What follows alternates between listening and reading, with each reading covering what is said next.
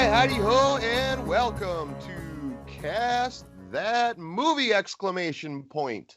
Or exclamation. Is it exclamation point or exclamation mark? I can't even remember right now. Tom, what is it? It's high mark. Oh, it's a high mark. It's high mark. Oh, hi, exclamation mark. All right. Well, I did not stick that landing. Hey, we're to double digits. This is episode 10. This will be 10 that we've made now. 10. Those unfamiliar and needing to acquaint yourself with the first 9, this is a podcast wherein we recast a failed cinematic movie from the past, also get a little bit of history lesson on what went wrong and what we would do were we in possession of time travel to fix said mistakes and make it not suck. But we also pick an original dream project, something that we would like to see made into a movie. It could be anything from a true life event to another different true life event. And we cast that also and kind of come up with visionaries for both projects who we each would like to see make them good, or we feel would make them good. Joining me as always is the Jack to my Diane, Tom Van Horton. So hello, Tom. Hi, everybody. I thought I'd be the Diane to your Jack, but that's okay. Well, see, I'm the more feminine one. Yeah, I had the outline of how I do it every episode, and if I would have switched them, I think it would have thrown people off. And that's okay. I can be Diane this episode. I'm comfortable with that actually. Fair enough, very comfortable with that. So yeah, number 10, huh? Number 10, yes. And boy, did we pick a doozy for number 10. Yeah, those that listen to our last episode, this is our macho, our testosterone overflowing masculine macho episode of Cast That Movie, huh? Perfect guys to host it too. You're two of the softest fucking dorks you've ever seen. Yeah, absolutely. No, there's a lot actually in both these ones. So just to kind of preface, if you guys didn't listen to the last episode, we are doing Street Fighter the movie, which was a shit show. And then Joad, for the original project, we are doing what, sir? For the original project, we are basically going back to the professional wrestling and we are doing the life and times of Randy Macho Man Savage. So a little bit different era than the last. We did the Montreal Screwjob last time around, and this time we are going a little bit further back to kind of when pro wrestling really hit its peak, the Macho Man, Hulk Hogan era, and so basically a story about his life and tragic end. So that should be interesting. I'm not as big of a wrestling nerd as you. I'm pretty. I mean, I was a fan in the day, certainly, but I am not overly familiar with the entirety of the Macho Man saga. So I'm looking forward to hearing that from you and your extensive research that you always do. Yeah, it's going to be an interesting, depressing story, bro. Just going to tell you that right now. Yep. Well, I'm looking forward to that. We also have games, a game that we'll be playing, that we have been playing the last couple episodes. Another top 3. We'll save. Well, no, we won't. Fuck it. We'll tell you what it is right now. We're doing our top 3 favorite dicks. Yes. I'm going to leave that right there. So our top 3 favorite dicks. Yep, that'll be the game coming up later in the show, so you're not going to want to miss that. I'm not going to elaborate on that whatsoever. But any takeaways from the last episode? Any corrections?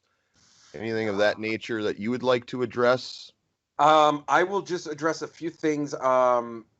First of all, we got really great feedback on our on the Jingle All the Way, especially got a lot of feedback on people were really interested that and people had no idea about the unknown Oliver Stone. Planet of the Apes, which I think was the big takeaway for people on that one, honestly. They were just enthralled by that. The other thing I'll bring up is that when it came to Theranos, once again with these things, and when I do these research, we were given a limited amount of time on it. Yes, there was some things I didn't touch upon. No, I don't feel like extrapolating on them because it's so much. I mean, if we were to really do it, and I think we talked a little bit about this, and if we didn't, I apologize. I think it would make a better limited run series than like a 2-hour movie, just based upon everything that occurred. There was just so much there. So what I did is I glossed over some of the stuff. Sure. Okay. Well, fair enough. So let's, I think, go to our first ad break here, gather ourselves, and then we will dive in. I believe you have some casting news that we will hit up next that is actually relevant to our original project this episode. And then we will get into the shit show that was Street Fighter the movie starring Jean-Claude Van Damme right after that. But we will be back in a few seconds.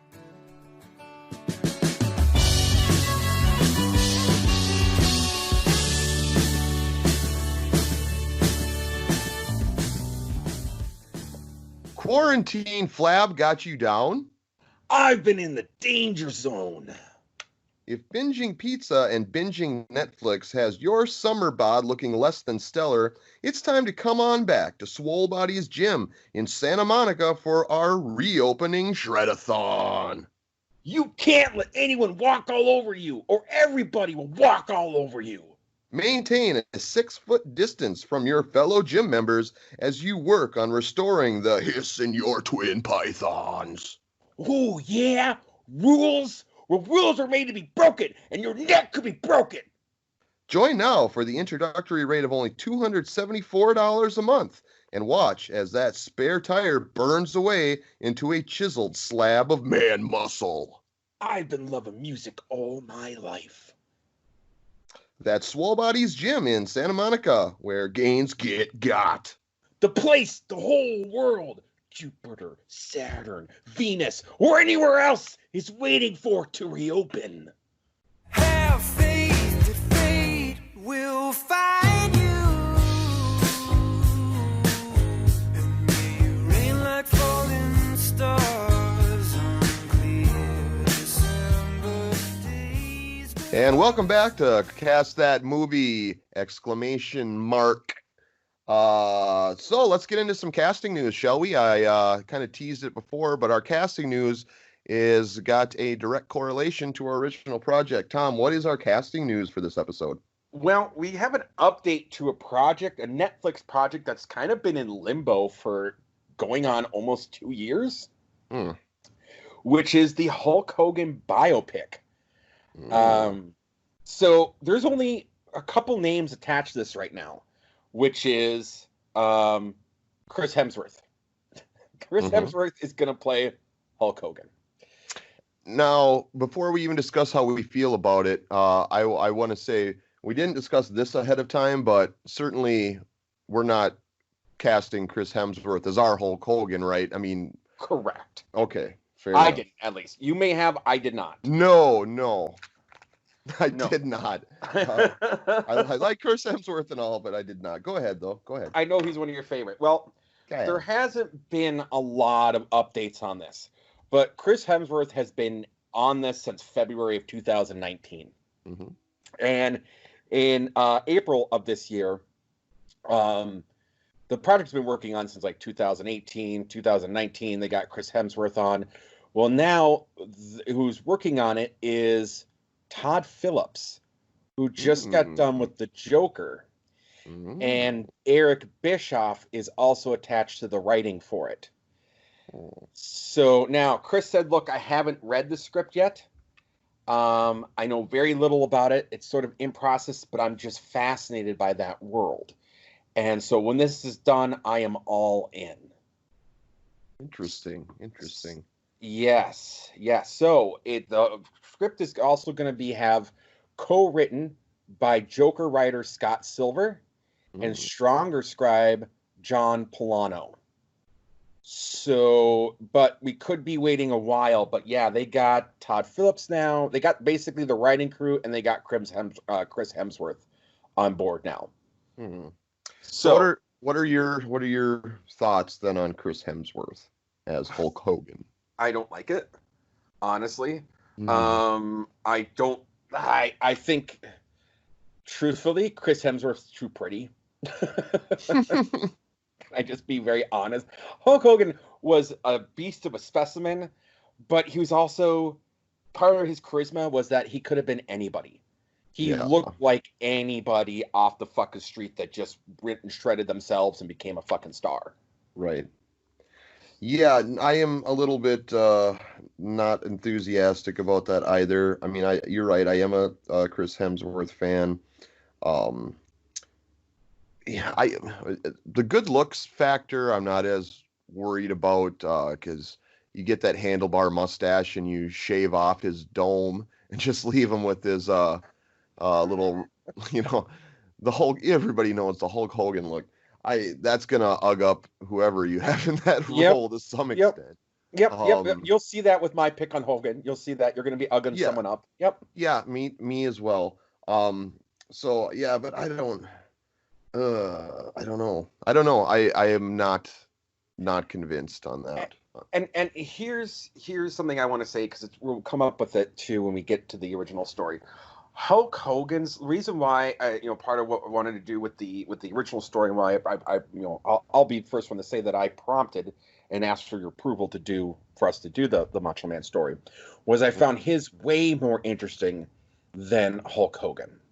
Right. When you look at what Hulk Hogan was and what was going on in his life, I'll get into it when we get to the original project and talk a little bit about it. But I don't want to see that story because it's been, for anyone that's followed wrestling in any way, shape, or form, or even keeps on top of it, everything you've ever wanted to know about Hulk Hogan is out there.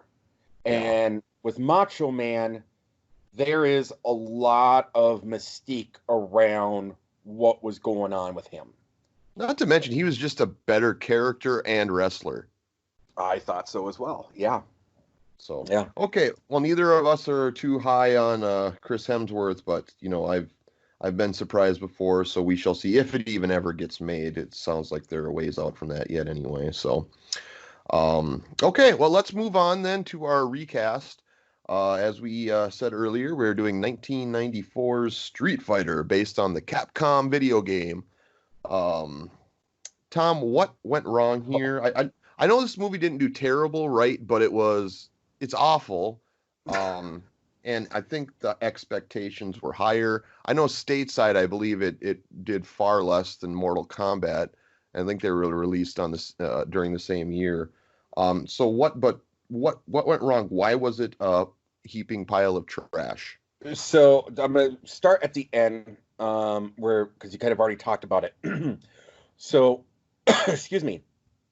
On opening day, this movie basically only made $3.1 million its opening day. And the next day, it dropped 55% to $1.7 million. So in the U.S., it only made $33 million domestically. It didn't even come close to being worth a damn. However, it was abroad where the film had its appeal, where it made $100 million, which was about 3 times the budget. But if it had not gone over or had been for the overseas market, this would have been a bomb. And in the American market, for us, it was a bomb. Mm-hmm. What went wrong? Well, let's talk about Steven D'Souza. Are you familiar with Steven D'Souza? I do know that he is the director. I think he's also the writer. But as far as like his bio, I did not look into it. So I guess short answer is not really. Okay, well, I'm going to tell you, you know who Steven D'Souza is, and you're a fan of Steven D'Souza. Ooh, fun. He was a writer let's start in TV. He wrote for The $6 Million Man. He wrote for The Hardy Boys' Nancy Drew. He wrote The Bionic Woman. He wrote for V. He was the producer of Knight Rider. And through all those successes, he was able to get himself writing credits for 48 Hours, Commando, Jumpin' Jack Flash, The Running Man, Die Hard, Die Hard 2, and Hudson Hawk leading up to 1991. Okay, so far I am not a fan, but go on. Okay, that's fair.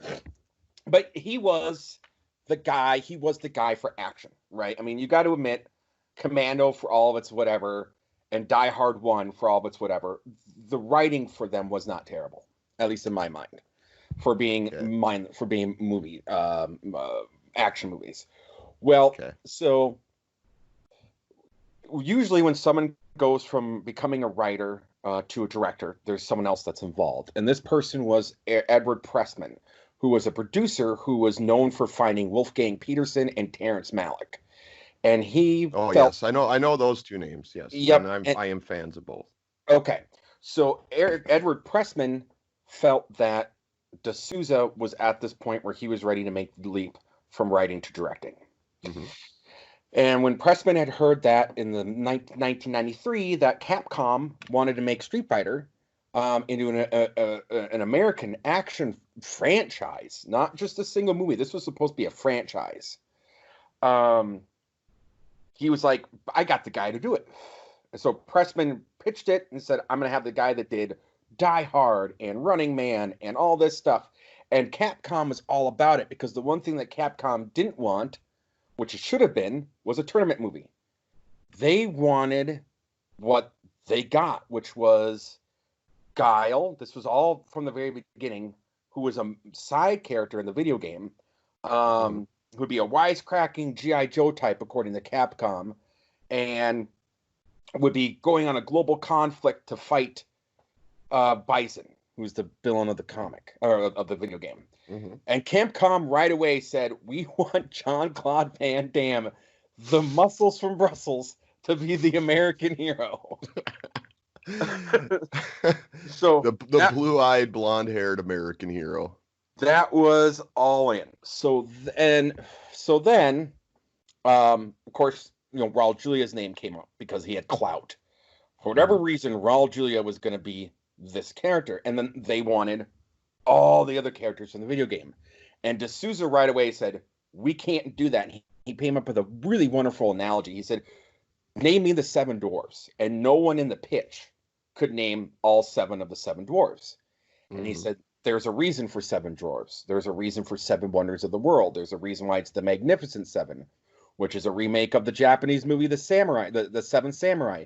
7 is a number of characters an audience can keep in their head. So they agreed to this and said, you know what, that's a really good point. Cut it down to 7 characters. And D'Souza was like, okay, I'll direct this. I'm in. I'll do it. So between getting Raul Julia and Jean-Claude Van Damme for their $33 million budget, they'd already blown like $18 million. There wasn't a lot left for the budget. So D'Souza brought in specialty actors, comedians, former bodybuilders, and even at going after mid-level talent that he knew he was going to have to do this, he was having a hard time getting people. He was on the flight to Australia, which they filmed at several different locations, and they still hadn't found Cammy, who was a kind of a throwaway character in the video game, but was going to be the main female lead in the movie, who later he found Kylie Minogue literally on a magazine in the plane, and when he landed in Australia, he called her, and she agreed to be in the movie. So they were just, for whatever reason, people did not want to be a part of this movie. I will. Can I jump in here? Yes, absolutely. You had referenced Raul Julia. Mm-hmm. And this is something I did know. He at the time had already been diagnosed with the stomach cancer that ended up taking his life. Mm-hmm. And he did this movie, Street Fighter, for his kids. He wanted to leave a movie for them to watch. Yes. Which it sucks it had to be this, but so that's how they got Raul Julia to join, because yes, his talent was way above anything this could have ever been. But yes, go on. Well, and we'll get to that part too, because I'm going to talk. I did pull up information on that and what that was like. So then, studio Capcom interference started happening, Capcom, once they got what they wanted and got D'Souza and everyone to agree, started pulling rank and saying, you should bring back this character. We really want this character in the movie. Till they were back up to 15 characters. And in a call with D'Souza, he remembers talking with the writers and running the math. 90 minutes divided by 15 characters was about 6 minutes per character. And he remembers laughing maniacally, knowing right then and there this was gonna go downhill. He knew right then and there that this was gonna be a problem. So they started adding rules. Each new character meant the film needed to be edited, rewritten. New draft meant new budgets. They were weeks away, and they still hadn't decided on who was going to be Ken and Ryu. And the guy that was originally who was Ken turned it down. And then his son said, "You got to do it at Street Fighter." So then he did it. And he said, the actor, played by Damian Chapa, said, quote, "I was just flabbergasted. Raul Julia's in it. He's an actor's actor. It must be an amazing movie." So, and the guy that ended up playing Ryu didn't even know it was a video game. And so they did all these things. So Capcom decides then too that they want a Japanese actor named Kenya Sawada, who is a very famous Japanese actor, and had played had Ryu like character in Japanese commercials. And they're like, we need him for the Japanese market. And so, he's like, they wanted him to be Ryu. And he's like, he doesn't speak English. I can't make him Ryu. So he created this whole nother character, which was the Captain Sawada. And his parts had to be dubbed and editing by another actor because he couldn't speak English, which becomes a problem also with Jean-Claude Van Damme, which we'll get into. So all these things are going on. And then they're going to film. They're filming in Bangkok. They're filming in Australia. They had to film in Vancouver. I'll get to all that as well. So because it was Australian, the Australians Actor Guild's like, well, if you're going to film here, you got to have somebody. And so that's why he hadn't casted the Cammy role yet. So that's why he was on the plane to Australia when he came across her in People's Magazine and said, fine, hire her. She's in. So that's how Kylie Minogue got in the movie, was just a frustrated D'Souza on a plane, on like a 16-hour plane from Australia, figuring out who from Australia he was going to put in her. So they all get there. They all get together, and they meet for the first time in Bangkok. That's where they're originally going to film. They were going to go to Bangkok, then finish in Australia. Okay? That was the plan. A guy comes in during the meal. They meet at this dinner at this Chayo Playa River, and herds of assistants are beckoning a frail dude to the table. No one recognizes him. And then he introduces himself to D'Souza as Raul Julia. And one of the other actors said he was half his size that he was in Addams Family. He was unrecognizable from 4 feet away because he had just undergone the surgery for the stomach cancer. And the production crew hadn't been notified of his condition before he arrived. They had no idea that this was going. Nobody had any idea that Raul Julia had just had this surgery done and was super fucking frail. So D'Souza right away said, I can't film him up close, and we need to fatten him up. We literally said, he looked ghastly, quote, we needed to fatten him up. So they had to postpone the way that they were going to do the shooting and the fighting and the action scenes, which fucked up the stunt coordination for the movie because they were trying to get Raul Julia back into position, so they're filming other things. There was a point where, for one of the fight scenes, they were only given an hour to rehearse their choreography before they're put in front. So that's why it's shot and filmed the way that it is. However, to everyone that was there, as soon as he said action, this is a credit to Raul Julia, that was quoted from one of the other actors on set, you could hear him saying, the show must go on. Let me tell you, Raul Julia, to his last breath, he was acting. The minute he said action, you would not have known the state of his health. That's how committed he was to getting this movie done. Well, this is all going on. There is chaos, not unlike what we dealt with the island of Dr. Moreau. Okay? A crew member required medical attention for getting skin irritation caused by contact with the water from one of the rivers. He was never brought back on set. A line producer suffered a heart attack. He was never back on set. Another producer who was in charge of the film's completion bond was driving on the wrong side of the road because he wasn't used to the roadways and collided with a bus. He never fucking came back. Meanwhile, you have all these bodybuilders. You have all these testosterone-ridden guys with American money in Bangkok. Needless to say, these guys were in love with the massage parlors and were not showing up to set. Everyone was fucking Bangkok whores, dude. And they were losing weight and gaining weight from the heat and from being malnourished, not being accustomed from the food. They said, in one scene, someone looked 5 to 10 pounds heavier or lighter than the next, depending on what they ate and what they had done that day. A member of one of the actors was busted when they went to Australia for possession of steroids and they had to replace him. Dude, this thing was a mess. Well, we hadn't even gotten to motherfucking Jean-Claude Van Damme. All right? Jean-Claude Van Damme was so fucked up at this point in his life that Jean-Claude Van Damme himself says he doesn't remember making the movie. He was on so much blow and would just hang out in his trailer.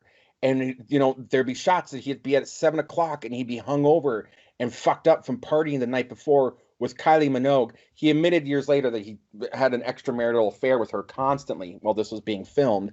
He's like, of course I was going to do it. Have you seen her? And so they wouldn't show up on set till like 1 o'clock in the afternoon because they were in this trailer all night and all morning doing blow and fucking. So it was just a disaster. And you had Raul Julia, who's fucking dying and trying to make this movie done. Then Capcom comes to them and says, by the way, we have a toy line set up with Hasbro, and they want to sell this toy tank, so put that toy tank in the movie. And they're going, what the fuck are we doing here? Well, they couldn't get it all done in Bangkok. So then they went to Australia, which is where, then they tried to finish up in Australia. They were, because of the newcomers that had to replace the veterans for all those producers that got injured in Bangkok, they were way behind time. They're doing crunch. The guy that was in charge of the second unit team, who was Persini, who was a guy that was a really well known in the 80s being an action choreographer, was like, fuck this noise. I'm going to half-ass this shit because fuck D'Souza. They were fighting constantly back and forth to the point where when the movie came out, there were special moves like from the video game that didn't get put in because unbeknownst to D'Souza, when the second unit was doing the filming for the fight scenes, he said, that's not realistic. We're not putting that in, and would change fights. Well, you don't think it can get any worse, right? This is a shit show, right, Joad? God, yeah. What's that? Oh my God, yes. Very much a shit show. Okay. Well, November of 1994, a little more than the release of the movie, D'Souza sends a cut to the MPAA for a rating. Well, on November 7th, 37-year-old Keith Ledger walked into a former middle school in Ohio and shot and killed a custodian, and 4 others were wounded. Because of the backlash, the MPAA gave Street Fighter an R rating. And he said, I shot this to be PG-13, and now I have to make it softer. When he came back with the final cut, it was given a G rating. And in order to make it PG, they added the line from Jean-Claude Van Damme where he says, "I'm too old for this shit." That bumped it up from the G to the PG-13. The final bit was, turns out Jean-Claude Van Damme isn't very good with English. And there's many times where they had to reshoot scenes, so they had to go to Vancouver for reshoots because in the first two locations, he said his lines wrong. Because he was supposedly reading his lines with his wife when really he was fucking Kylie Minogue. And that, my friend, is the short and sweet of the, I don't know how many pages of notes, 14 pages of notes that I currently have on this fucking movie. It would require a lot of blow to do that much of a deep dive research. Wow. Well, that explains what we ended up watching. I'm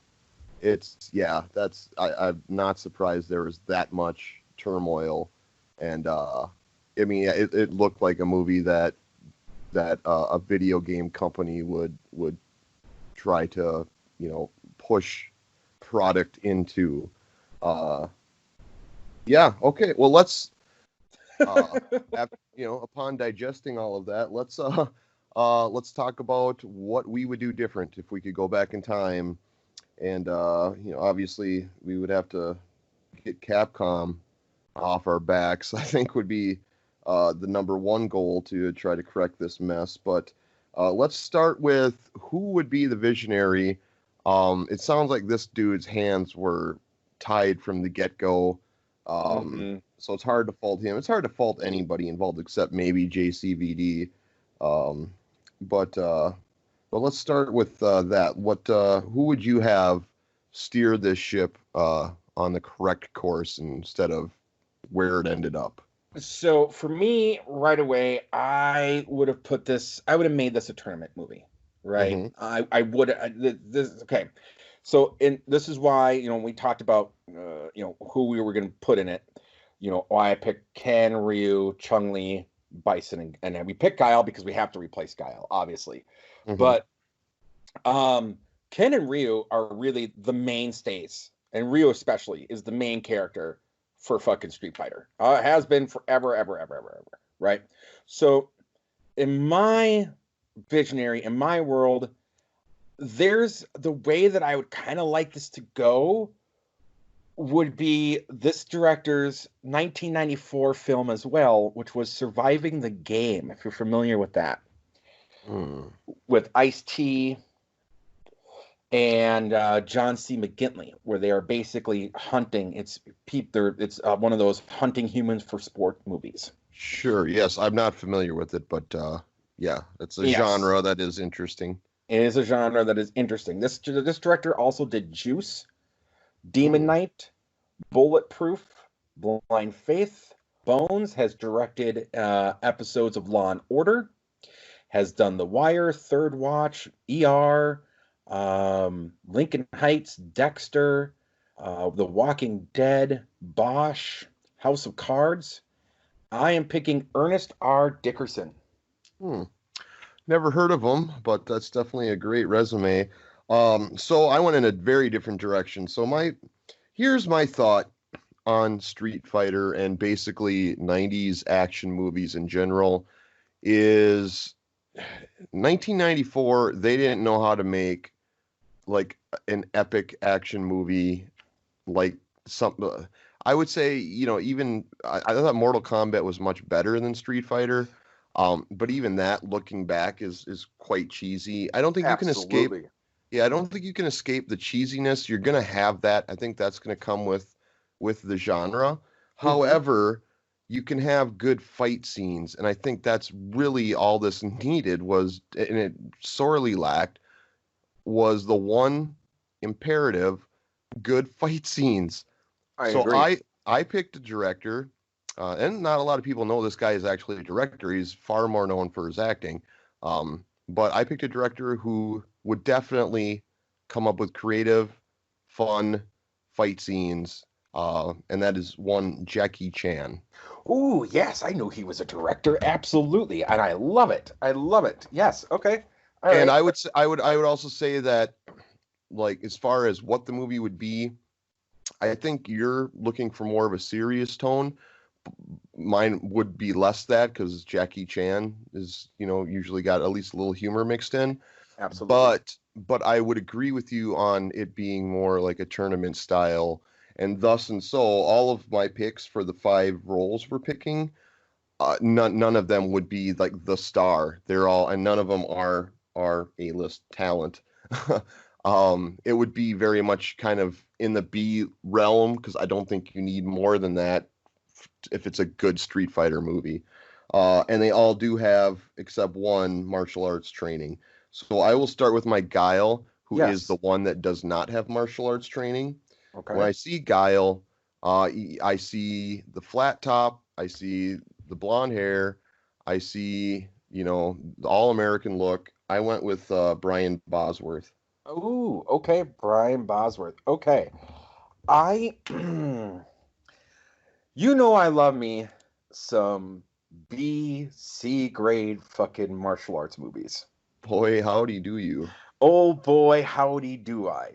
So for me, right away, Guile being the kind of to me, the not main character, Hmm. and would be highly reduced, but I still wanted someone who had the clout, even though he was getting a little bit older and would have been easier to do. One, Michael Dudikoff from the American Ninja series. If Okay. you may not know who that is, he was in Rescue Me. He was Daniel McDonald in Rescue Me. Oh, okay. Yep. Yes, yes. Yes. I know of who you speak. Yep. Uh, okay. And so yeah, he does have the martial arts chops then. He's got a man. American Ninja is not exactly top grade fucking martial arts. All right, just put it that way. All right, but he would have the wherewithal of knowing how to be an actor for that particular skill set. Yes. Okay. Well, let's move on to Bison then, the big bad. Mhm. Who would be your Bison? So, I don't think Raul Julia was actually a bad choice. It was just bad timing, right? Sure, sure. By the end of the movie, he was in a giant mechanical suit because he couldn't really move, so they were moving him around in the suit. Hmm. However, there's another guy, B grade, that I love, and I think could have been a great Bison, could have been a villain with some presence. Rudger fucking Hauer. Interesting. I went kind of in a similar-ish direction, although my Bison uh, does have some martial arts ability. I guess I don't know Rutger Hauer's backstory well enough to know if he ever trained in martial arts, but I'm going to assume not. I'm going to Uh, assume no. um, so I wanted somebody, again, going kind of campy, B grade like you are, so we're kind of swimming in the same pond here. But I went with Martin Cove from the Karate Kid movies. Yes, Martin Cove. I can definitely see that. That is a very similar well. And yeah, and for though it's the bad sensei, I can't remember offhand what his name was, and I didn't write it down. But John he's Priest. Kreese. He's Kreese, yes, Kreese from the Karate Kid movies. Yes. Um, so and then for Chun Li, I think will be the next one. I went Yep. with somebody, and this is another hindsight pick. We kind of give ourselves a little bit of a. I mean, she was acting at the time. She had just started acting a Mm-hmm. couple of years prior, but has nowhere near a big enough name. But then again, no names are often picked, and you got to get your big break somehow. I think this maybe would have been a little sooner than she ended up doing it. And I feel good about this because we ended up taking a part away from her from a terrible movie we recast earlier. I went with Lucy Liu. Ooh, very nice. I very similar well. I went with someone that really didn't get her due till 2000. We very very similar pick. I went with Michelle Yao Mm, from Crouching Tiger, Hidden Dragon. Crouching Tiger, right? Yeah, she Yep. was on my short list too. Then who was your Ryu? The one, the only motherfucking Jet Li, sir. And I looked at he was making movies at that time, Oh, right? yes. Oh, yeah. Oh, Okay. yeah. Okay. Uh, yeah, I certainly considered him, but then I decided to go a little bit more outside of the box. I picked a guy who a couple of years earlier had starred as in the Bruce Lee biopic. I went with Jason Scott Lee. Mm-hmm. I like Jason Scott Lee. And finally, sir, who do you have as your Ken? Okay, so this one I went way outside of the box because I like to do that at least once. I guess Mm-hmm. Brian Bosworth, you could argue, is a little outside of the box, but he does have an acting background. He does. The This, the yeah, Bosworth has an acting background. this guy, I'm not quite sure. I didn't look into it deep enough, but I don't know that I'd have had the Ken role need somebody with a lot of acting chops, but I would want them to have martial arts skills, which it might surprise a lot of people that this guy's a black belt in karate. I went with Megadeth's own Dave Mustaine. Fucking awesome, dude. I'm gonna give you that one. I still would like to hear yours, but I appreciate the premature award. But go Yeah, on. just because that's fucking stellar. Give that man a yeah, I love it. Yeah, I went with someone again. We have the value of hindsight, Mhm. and I went with an American that has become a really big action star, and I would have just dyed him blonde. Keanu Reeves. Okay, sure. Yeah, I considered him for my Ryu, honestly. But then I thought, nah, I'm not going to go back in time and whitewash the role. No, that's why I picked him as my Ken. Sure. All right. Okay. Well, so yeah, let's talk about it here. So, the directors, you had the guy that's directed a bajillion things. Yep. Remind us his name again, please. That's all right. Ernest R. Dickerson. Ernest R. Dickerson. I went with the one and only Jackie Chan. Yeah, I'm gonna go with yours just because I do. As you and I are discussing this, Mhm. first I'm gonna give you the win on this straight up. Thank you. Yeah, because you nailed it. You went in a direction I was trying to fix it, and you went in a direction which was, you know what, Jackie Chan could have, and those people involved could have made this awesome. Mm. So, absolutely, Jackie Chan is the director for Street Fighter, hands Okay. down. And then I had Brian Bosworth as my Guile. Okay. Versus Michael Dudikoff, dude. Have Michael you Dudikoff. seen Stone Cold? How many Brian Steve Austin? No, the movie Stone Cold, the 1991 Brian the Bosworth movie Stone Cold. I'm gonna tell you. I wasn't planning on defending this one too hard, just to save you having to. I mean, honestly, if we're going with the being able to actually do martial arts thing, even if the guy isn't great at it, he's certainly better than Brian Bosworth. I'll give you. I was going to give you this one.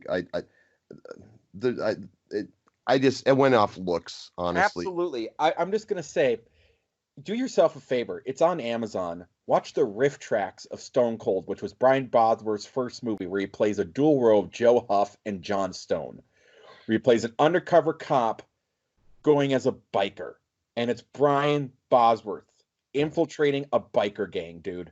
No, I will never watch that. Favor to myself or not. Yeah. Okay.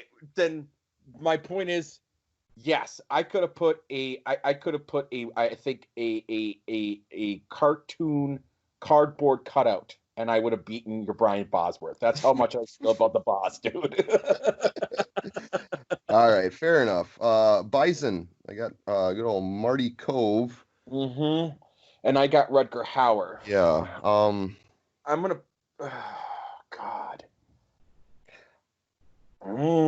I like them both. I'm really torn on this. I'd watch either one of them play the role. Mm-hmm.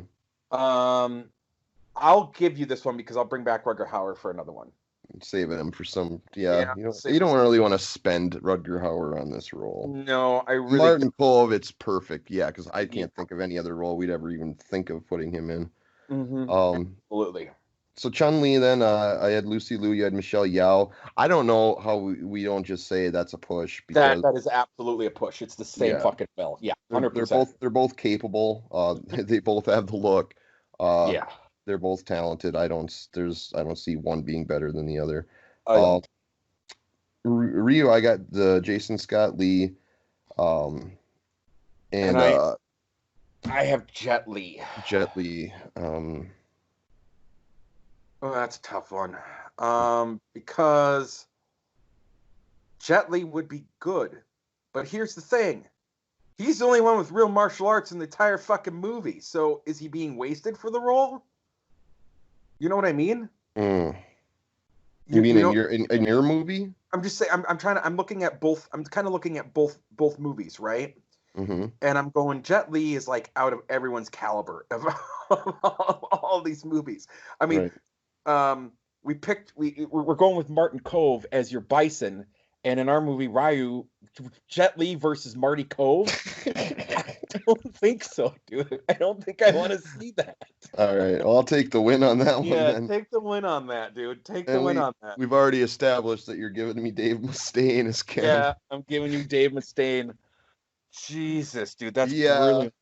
That was another bigger blacker dick card. I know. Yeah, I knew it as soon as I absolutely. thought or saw it. I'm like, oh my god, Dave Mustaine's a black belt in karate and I believe taekwondo as well. He's got two Yeah. black belts, dude.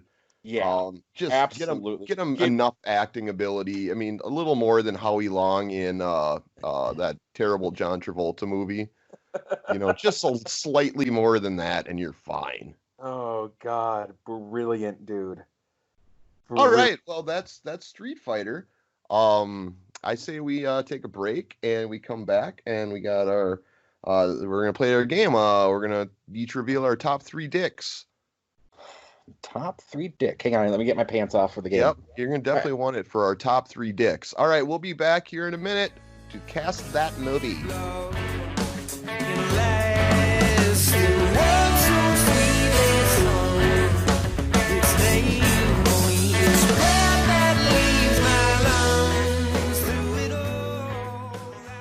Ready to re-enter society, but you're afraid that strangers won't respect your personal 6-foot perimeter? We have the solution. Introducing the social distancing stank spray, a spray that smells like the result of a dead skunk passing through the body of a feral warthog on the hottest afternoon of the summer.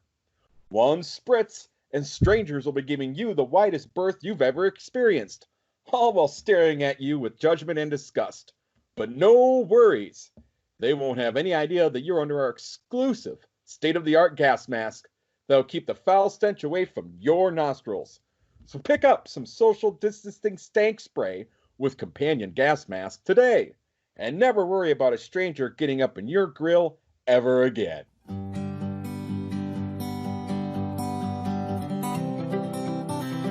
Damn, I look into the stars this night. Come to crystallize our city. All right, and welcome back to Guess That Movie. Tom, it's game time. Game time. As I teased earlier, we are going to be listing our top 3 dicks. And what I mean by that is we are going to be listing our top 3 actors named Richard, Rick, or Dick. As long as their given name is Richard, they qualify and may have or may not have made our list. Why don't we start with you, Tom? Give me, who's your number 3 dick? My number 3 dick on the board is Richard Dawson. Ooh. Remind everybody, who is Richard Dawson? Richard Dawson was made famous from The Family Feud, but was also on Hogan's Heroes and was in, I believe it was Running Man with Arnold Schwarzenegger. Yeah. He had a varied career, no doubt about it. Storied career. Storied. Good pick. Solid choice. My number 3 is the one and only Richard Dreyfuss. I know he's not for everybody, but I am a Richard Dreyfuss fan. And I don't think I need to give his filmography, because I think pretty much everybody who would be listening to this knows who Richard Dreyfuss is. So yes, Richard Dreyfuss, my number three. Number three. Number two. Number two, I went with a Richard that is a Richard. And that is Richard Dean Anderson. Oh, he's quite the Richard, that guy. MacGyver. MacGyver. I've told this story to you for years, Joad, so I just want to let the listeners in on this story, if you don't mind. No, I don't. I just, as long as we don't get sued by Richard Dean Anderson for, Slander? Slander. Well, it's not slander because it's a true story. Buddy of mine worked with his another buddy of his whose parents owned a ski resort out in Colorado. And Richard Dean Anderson, MacGyver himself, came to stay. And while they're on the ski lift, going from one part of it to the next, one of the guys stopped the ski lift, and Richard Dean Anderson was like, "What the fuck's going on?" And the dude that was in it with him said, "I don't know, but here's a paperclip, a rubber band, and a toothpick. You're going to need to fix it." Richard Dean Anderson lost his shit. We left, had nothing, would never come back to that place, and the parents fired their own son and my buddy from that fucking resort. He is quite the Richard. And I have a story I've never told you about that guy. I used to work for Meyer Tile Marketing, which doesn't exist now. And we did St. Cloud State and different colleges fundraising. And Richard Dean Anderson, having gone to St. Cloud State, was one of the people we had to call. And we'd always get his handler or his agent, and he would slam the phone on us and tell us to never call him again, and we would just keep him in the dialer. Wow. Okay. My number two does not have nearly the backstory as your number two. But he is in one of my favorite movies of all time, an iconic role with some iconic lines, and really based on that alone, my number two is Richard Attenborough. Ooh, very nice. Very nice. John Hammond himself. John Hammond himself. So. Yes. So who's your number one? Who's your favorite Richard? My favorite Richard really is my favorite Richard. Your top dick, I should say. My top dick. And I think it's I think this is great, actually, when you pick this one up, because I knew right away who my number one was going to be. That is the one, the only amazing Richard Pryor. Sure, of course. Yeah, iconic. Honestly, Richard Pryor had so much to do with me when it came to my comedy that I don't even think you knew that. But yeah, Richard Pryor, huge to me. Okay, yeah, that's a solid pick. I got no criticism of your list in general. Well, Richard Dean Anderson. Yeah, I mean, favorite or just anecdotally? Anecdotally. Yeah, okay. Yeah, that makes sense. Anecdotally. He's my favorite. Okay. Well, my favorite dick is a guy who, okay, it's hard to explain why I like him. I just do. But the thing is, he's a guy that a little bit goes a long way. I don't think I could ever watch a project where he's the main star. He's kind of a character actor, but he's got a very specific style that does not adapt to different kinds of characters. But he's like a nice spice that you throw in the recipe and it elevates the dish, if that makes sense. Okay. His name is Richard Kind. Richard Kind. Yes. His biggest role, I would say, would be Spin City. Oh, I know Richard Kind. Yeah. Yes. And he's got reoccurring roles on like Curb Your Enthusiasm. He had a hilarious bit in the John Mulaney Netflix Sack Lunch Bunch special, where he did a girl talk segment. Yes. He was in one of my favorite movies, Ghoulies, and he was in Clifford. Right. And I love Clifford. I like him, but again, he's got a very almost abrasive style. Yes. He's like a spice that has a kick. You don't want to add too much, or it makes the dish inedible. Yep. But just the right amount, and it makes it sing. So that's my favorite Dick is the one and only great Richard Kind. Absolutely. I like Richard Kind. I like your list. I like your list, sir. I like 2/3 of your list. That's fair enough. No one has to like Richard Dean Anderson. Nobody should like Richard Dean Anderson. Nobody should like MacGyver. Fucking dick. Fucking MacGyver. Okay, I prefer MacGruber. So MacGruber. all right, so original Dream Project time, the Macho Man Yes. story, the life and times of Randy Macho Man Savage. Tom, give us a little history of the life and times of Randy Macho Man Savage, please. So, we went back to the wrestling well, and the difference with this one is where we really looked at a particular match or an event.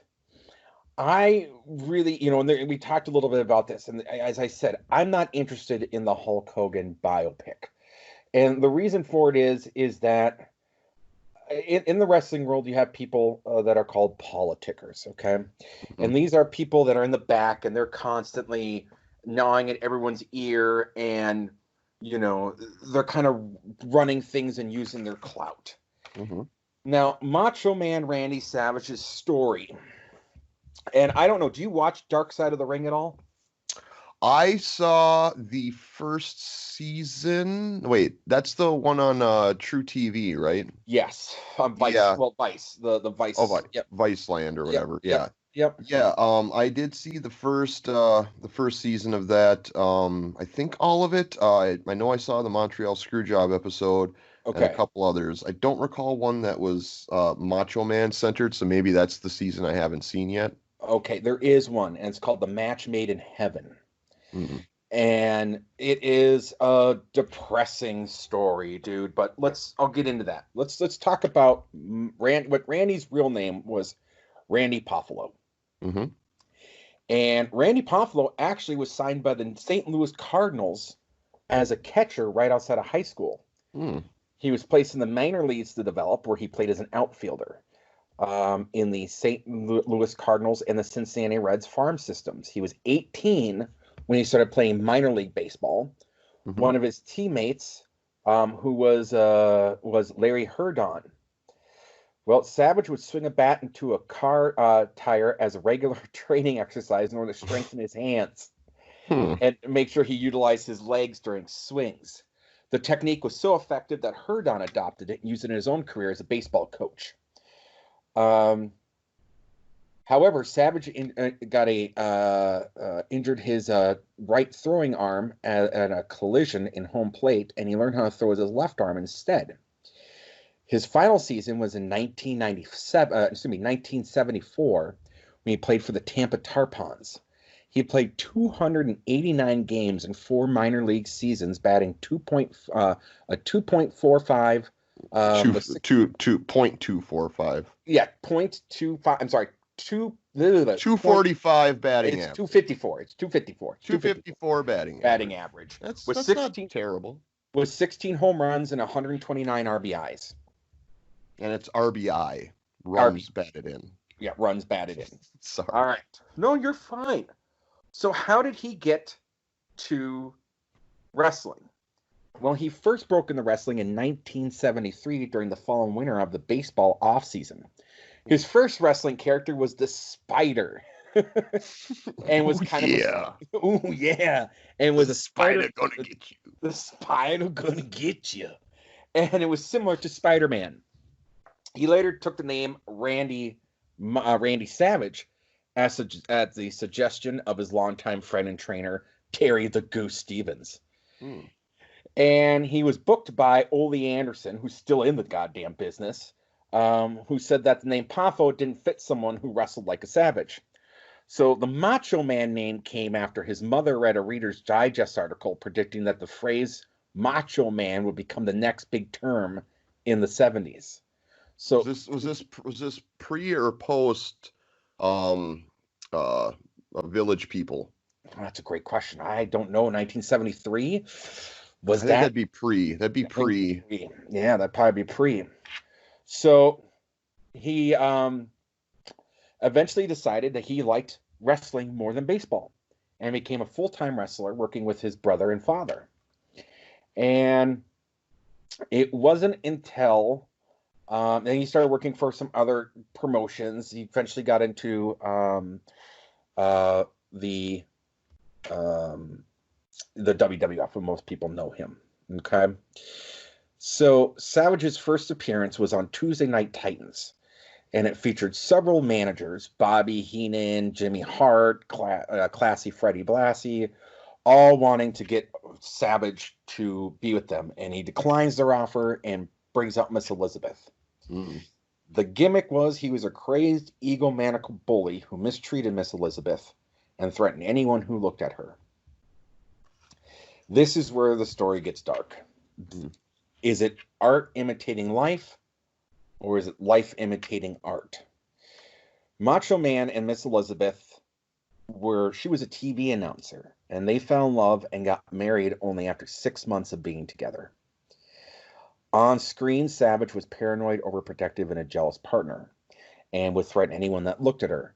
On their screen time together, she was the object of affections from many wrestlers, which is what brought his feuds. Unfortunately, Savage was controlling and overprotective of Elizabeth in real life. And outside the ring, her closest friend was Linda Hogan. And the stories goes that if he was on tour and she wasn't with him, he would be calling constantly about where she was and what she was doing. He believed that she was she was screwing Hulk Hogan. He believed that she was doing something with Jake Roberts, that Jake Roberts was trying to end his career over it. There's so much that went on there.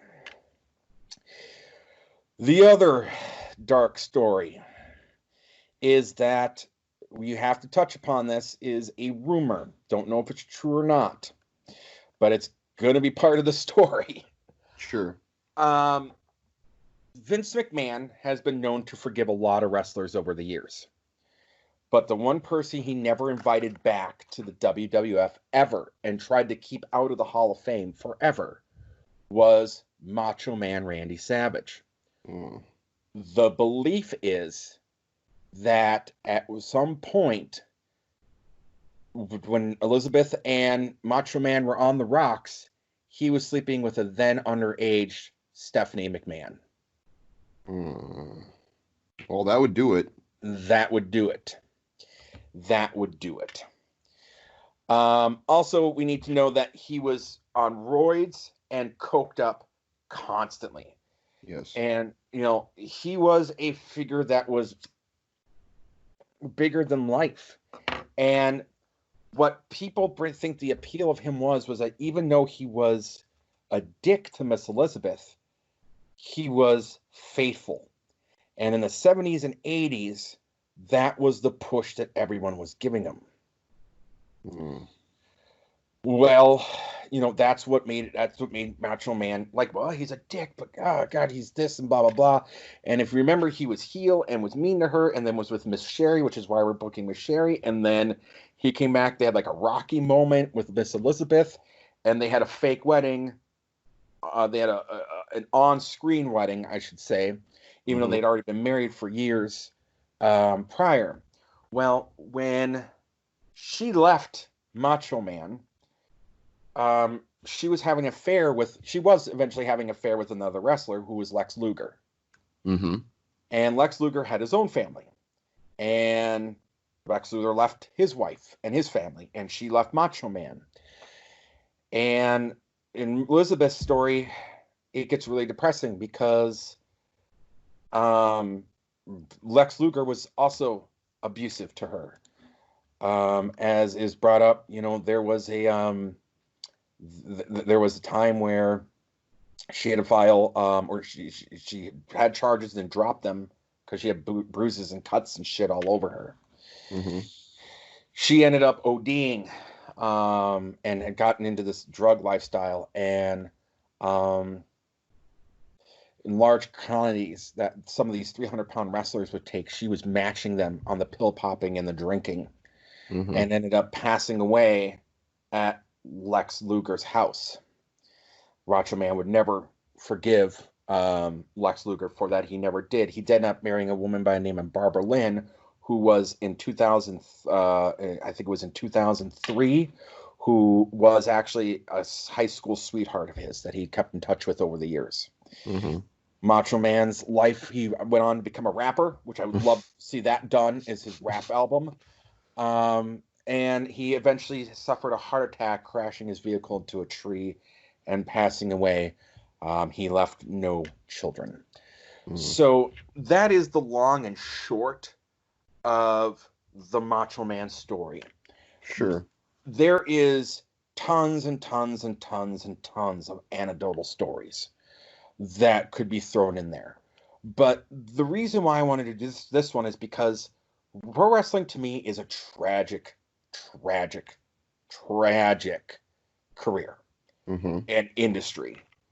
And I think no one's story exemplifies that the most than a guy who appeared to have it all and actually had nothing.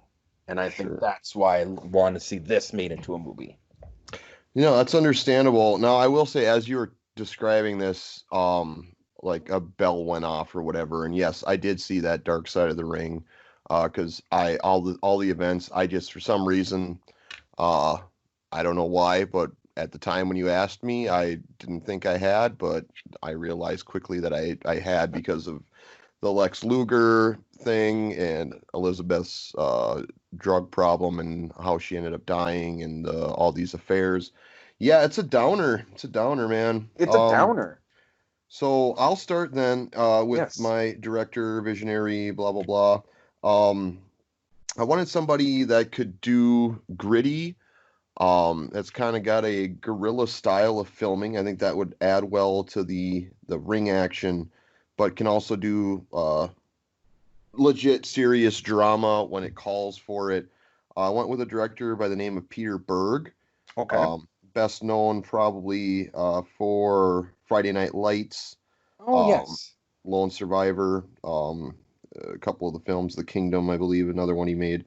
So that's kind of his MO as far as his style, and it just, to me, feels like a style that could capture the story and the chaos quite well.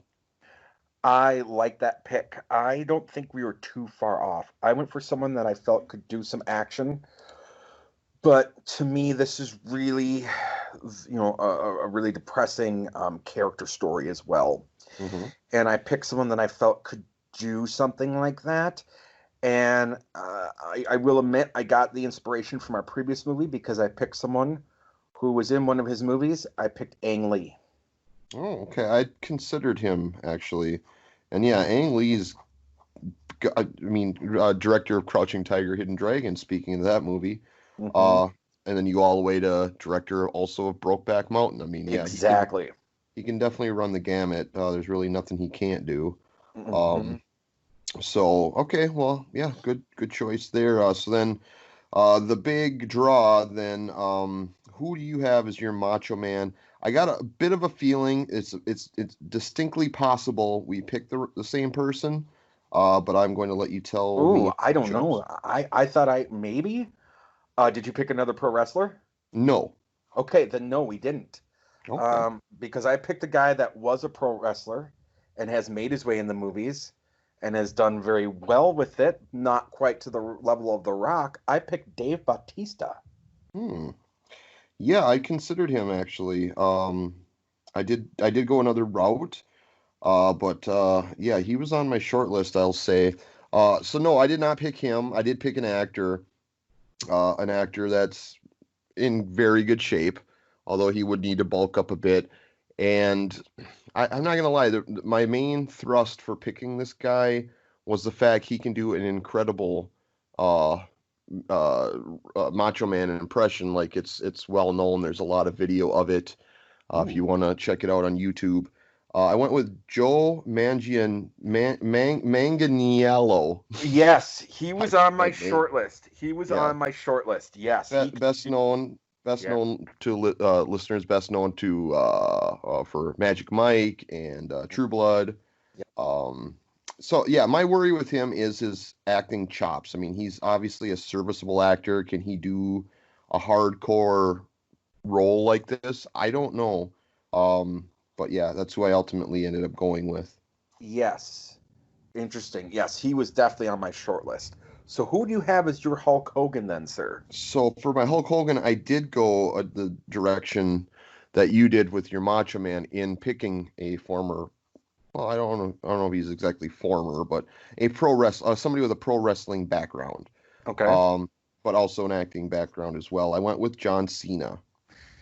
That's a good choice. I went outside the box. I went for a little more of a controversial pick here. Okay. Because I would like to see him bald, and I just think he could do it. But I think he could do it, and I think there is acting chops there. I'll quit dancing around the bush here. I picked Hugh Jackman. Okay. All right. Well, then let's go to Miss Elizabeth. Who did you pick for your Miss Elizabeth? This is another dark horse. I picked Melissa Leo. You may have to look her up. No, I know who Melissa Leo is. Melissa, she's kind of up there in age. She's in her 40s. Mm. No, she's older now, isn't she? Yeah, she's in, I want to say late 50s, early Yeah, 60s. she's late 50s now. Damn. All right, well, I'll take the win on that You'll one. take the win on that one. Damn I mean, it. she's an incredible actress. Like I don't know if you've ever seen a I show. yeah. I'm Dying Up Here. She's amazing. She's amazing. Yeah, I was for some reason I was looking at like maybe some old pictures of her or something, and was like, God, she looks like the part, but not today. Damn it. Yeah, you get the win on that one. Who'd you pick? And it wasn't even a pick that I was super confident in. I am now. It was Natalie Portman. Yeah, I can see Natalie Portman playing her. Absolutely. Not a very creative pick, but whatever. I think we might have landed on the same Mean Gene though. Who do you got? I want to hear it. Who do you got for Mean Gene? I doubt we did, but Okay. yeah. So Mean Gene, guy that looks enough the part. You just throw a mustache on him and dye his hair dark brown. I went with Dean Norris. Ooh, okay. No, we didn't pick the same. Yeah, from Breaking Bad. He played Walt's brother-in-law. I forget the name, but Yep. Yeah. So he's my pick. I like that pick.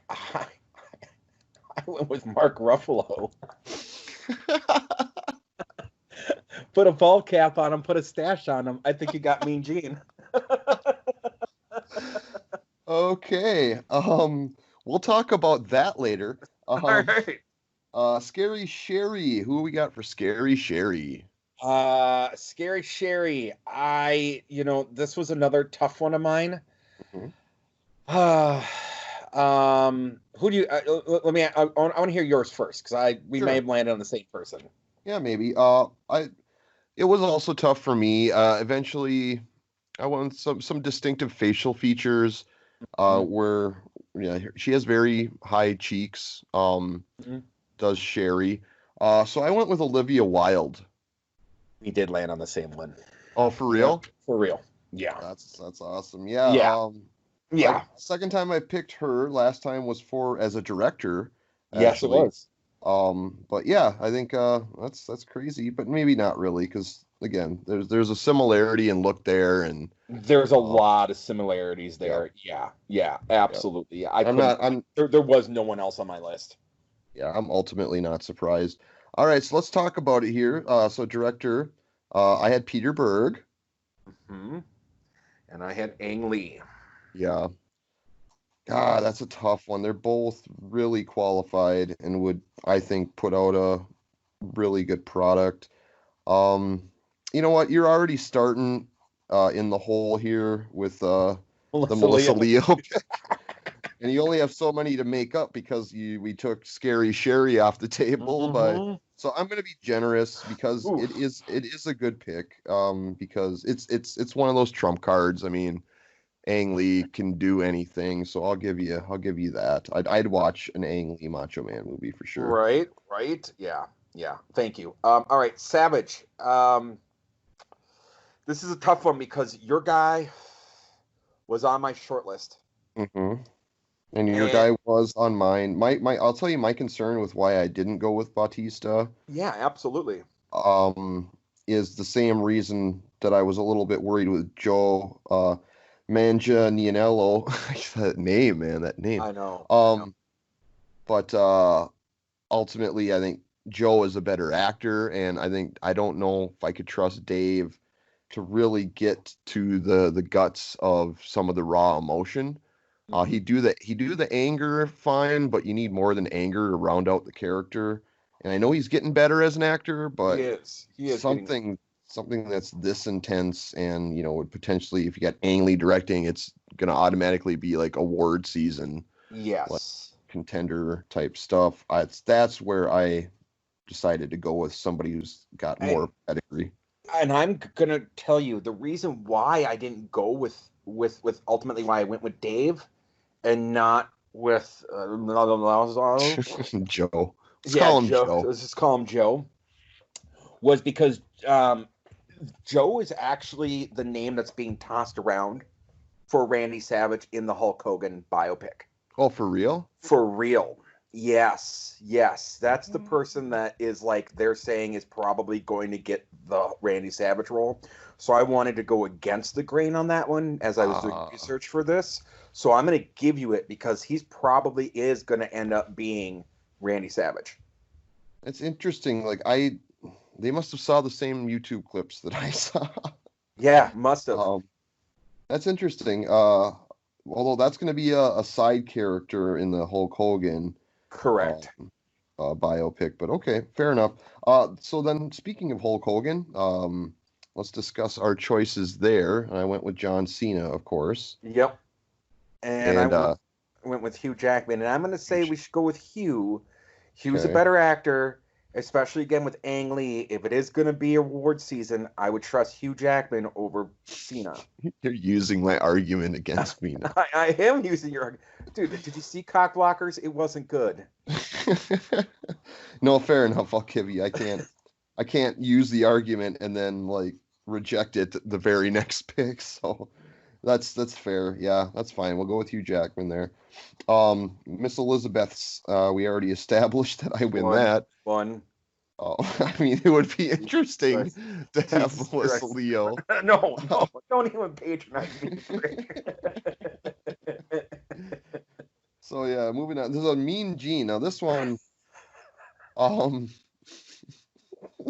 Ruffalo. Mark Ruffalo. I mean, first off, the voice. Mark Ruffalo has a very distinct voice, and Mean Gene has a very distinct voice, and they sound nothing like each other at all. I know, I know. And Dean Norris, you throw a mustache on that dude, and you do have you do have Mean Gene, and I think he could get the voice close enough. I just, kind of like you throw a wild curveball in there sometime. I just wanted to be able to say, put a fucking bald cap on Mark Ruffalo.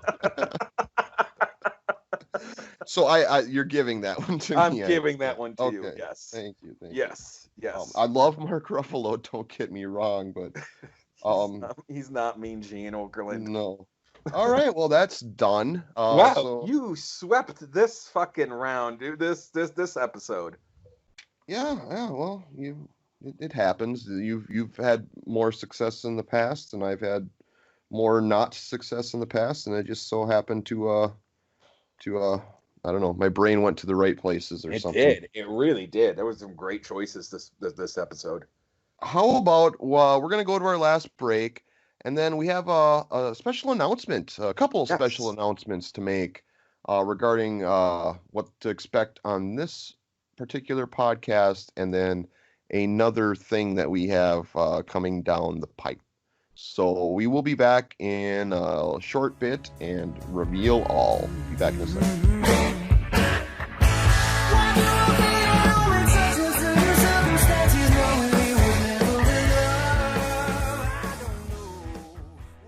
What's the point of hiring celebrity lookalikes to come to your party when no one buys the ruse?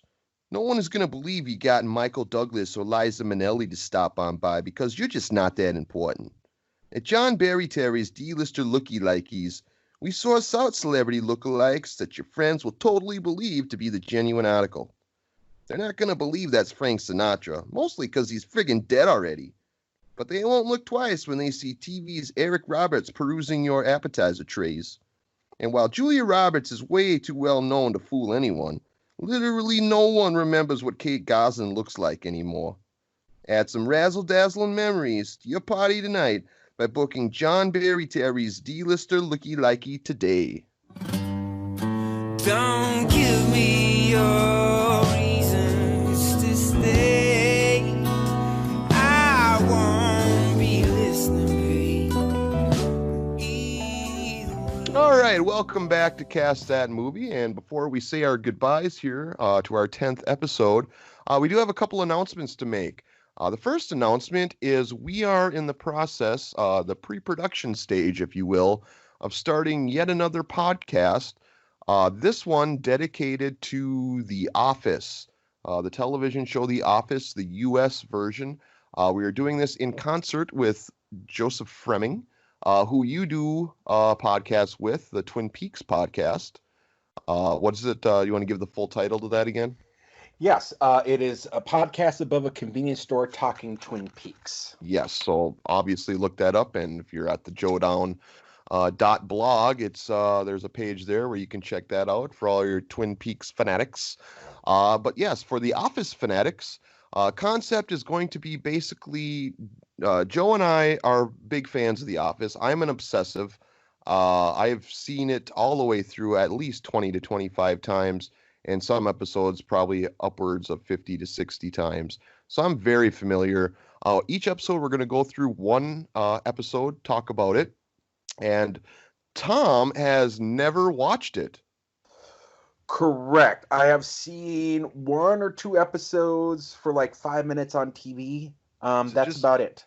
Just little bits and pieces here and there. Little bits and pieces. I really know nothing about it. Right. So that's going to be interesting. So we're going to get your take as you watch The Office for the first time. Episode by episode, we'll discuss what happens, some themes that we notice, and we'll get Tom's noobish reaction to, learning or getting to know the characters and all that. It's going to be a very interesting, fun experiment, and we are looking forward to starting that in the next couple weeks, which brings me to the second announcement. Being that next episode, I will be off to start getting this other podcast, the Office podcast, off the ground and start working out the kinks, putting that together. So we are going to have another retrospective episode where you and Joe is going to be coming back in my place, and you guys are going to talk about past episodes of this podcast and kind of dig a little deeper, and he's going to give his reactions to some of our picks. So that should be fun, huh?